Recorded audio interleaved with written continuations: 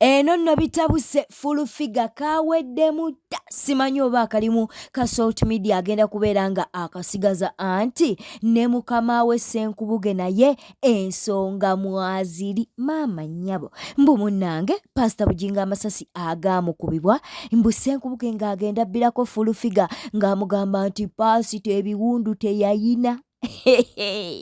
Ebyama bitandise okubeera nti nno bivaayo kakati munnange nga full figure nga mwatasirikira omwo munnange mbu ng'agenda abbirako Emily Smith. Bulijjo twebuuza full figure ne Emily Smith baali ba mikwano ate kati ki ekyatuukawo mbu munnange ensonga balina ensonga zaabwe ezaabatabula okitegeera kaakati Emily Smith naye atandise okubeera nti nno ajjayo ebyama. Akalimu simanyi oba full figure akasigaza kossa ne Ssenkubuge engeri gye baava mu mukama waabwe eyali abateresezza ekyama nti munnange teyayina biwundu. Katukuwa akatambi oyinza okugamba nti aba Newspark Channel omugambo tugutema. Ngamba n'ebyama Ssenkubuge bye yakugamba awe natirensi.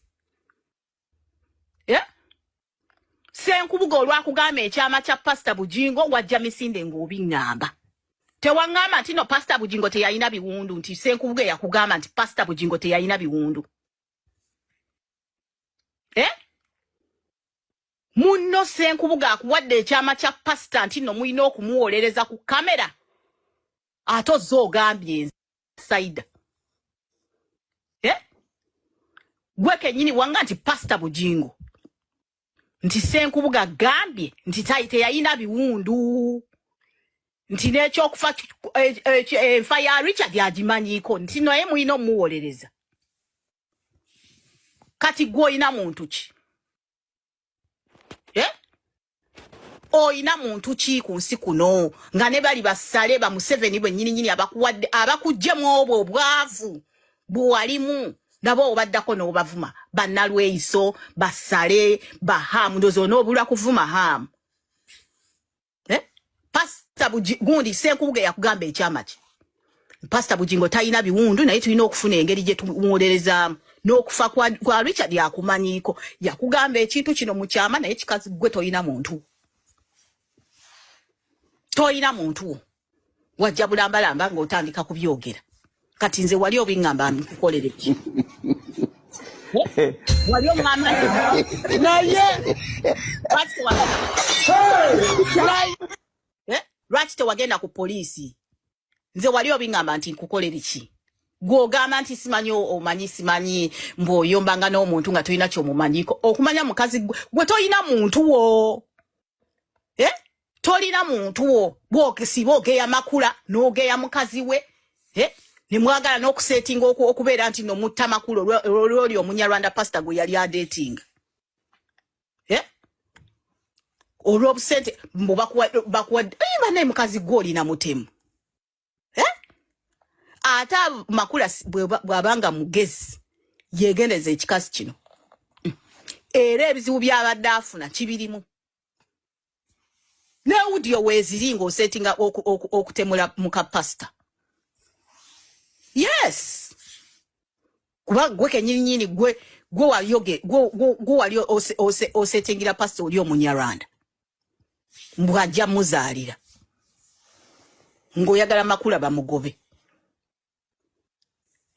Ojja omanyira nze nsobola okuvumira myaka ate ogamba nti nowalana omala okwevumisa okumanyira abantu noga ate sikuyinaako buzibu nze ngaba ssente nga siina muntu yenna gwe ngambye nti genda okole kino. Nze nyambye abantu bangi. Mpa abantu bangi ssente nga teziriko bukwakkulizo. Ne ssente ze nakuwa essente ze twa fundraising ku live ze nakuwa. Abantu bonna baaliko ku live stream yange jeri ne ku YouTube ne ku Facebook weba tebanagijjayo jeri. Twasondera donasi ya ssente ne tuzimu akali akakadde kamu n'ekitundu.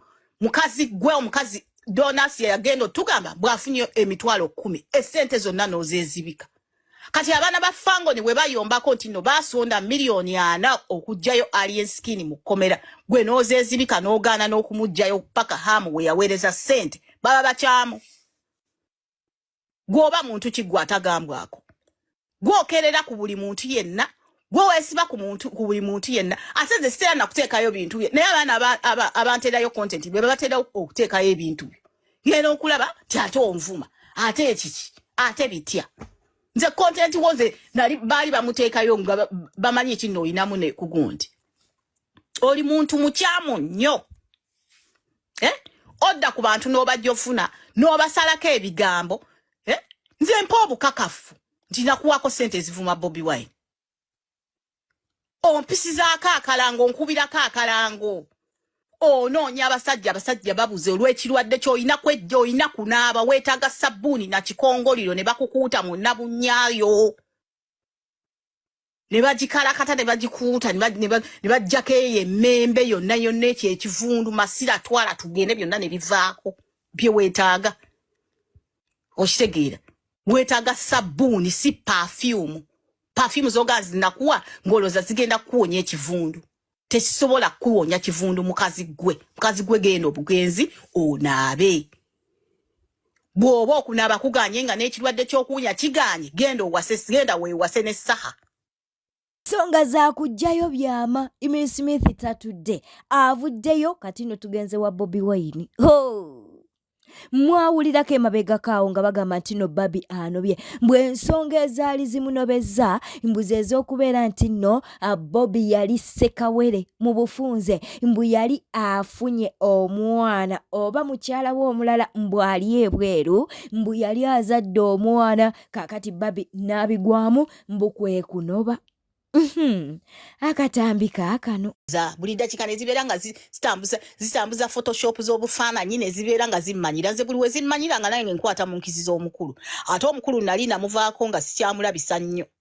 ebyaddala mpoza ebintu ebitrendinga nga bye tuteekayo ng'omukulu sikyamulabisa nnyo ebyaddala okitegeera kuba naye ayina ebibye kadingo Sekawere mu Amerika oba temunnakimanya bingi nnyo betusirikira ne twewumuza ne tugaba abaana katubaleke bakole ebintu byabwe bafutu bigere ne tubeera nga tetubaliiko nnyo naye kasita balemezaamu ate beefuula omusajja yakkola ki basiba ku bupeegi bw'abantu abatuvuma nga basudiya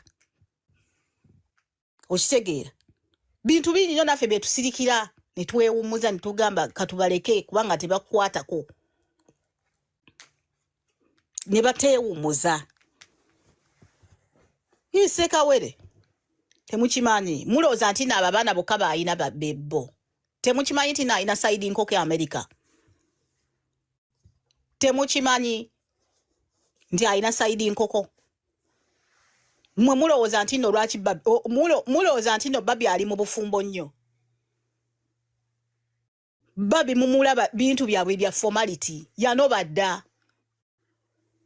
yanobadda okitegeera muyinza okulowooza nti ebiri bulungi temumulanga takyayambala red mwe mutunuulire emikolo gyonna Babi gy'abaddeko bakuziiko ayambala bbulu kati takyatijja nnyo mbw ayambale red simanyi akole gomisi za red akole fashion za red ayambala bbulu yanobadda omukulu va muno dda kati ayinayo kibebi mu Amerika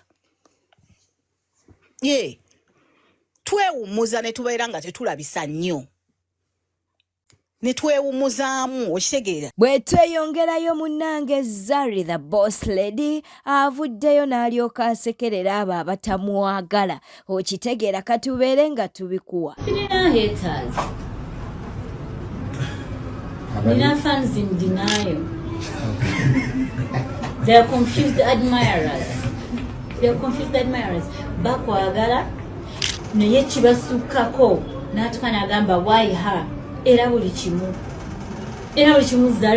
Zari twagala okubuuzaako ku Nankuke Esther Adija ogamba otya Woman Kasumba tukutumiddeko twagala okubeera nga tutumirako ku Ndagire Prosi Mariam Nakato ogamba otya Kagude Charis Namutebi Darat twagala okubuuzaako God Givers ogamba otya kiriza tubeere nga ate tweyongerayo mu mawulire amalala ge tuli mu kufuna wano ku News Spark Channel munange penge avuddeyo n'ayisa bamussaamu eggaali mufuti Shaban Mubajje. Mufuti nno munnange kino kye yeetankuulidde alayika yabadde tamanyi kubanga abaana ba TikTok basabula bavuddeyo ne babeera ng'ate bamusabula ate nga bakyagenda mu maaso n'okuba nti no bamusabula penge naye ayina ensonga ze wano.